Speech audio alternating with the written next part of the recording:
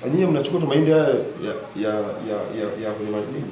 Ya shambani, mnakoboa, mnasaga, mnakula. Mnapa watoto. Haina chochote ambacho ni cha ziada ambacho ni kitu hakuna. Sasa hiyo ya usiri ni kama tu wanashiba tu, wana njana tulia, lakini ukuaji wao kimwili na kiakili hapo sio sawa.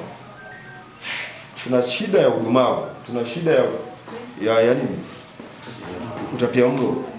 Na udumavu maana yake ni mpaka ubongo na wenyewe unaathirika. Na wewe ni mwalimu unajua kitu hicho.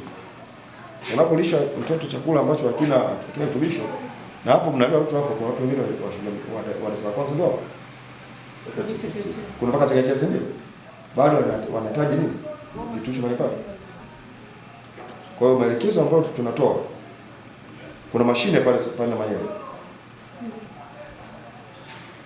na ziko nyingine nyingi tu, msitafute wasana na viongozi wako wa idara yako ili watakuelekeza sehemu gani chakula hiki ambacho mnakilima ama mnafanya kiende kukuolewa na kusana. Na ili maafisa elimu, hebu utafuteni utaratibu wa kuorganize.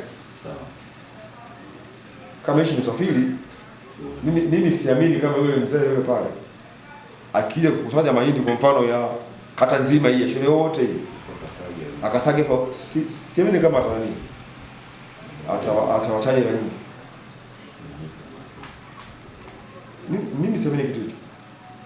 Wewe fanya coordination shule zako zote za kata, chakula chote kisagwe mahali ambapo mashine ambayo ni authorized kwa ajili ya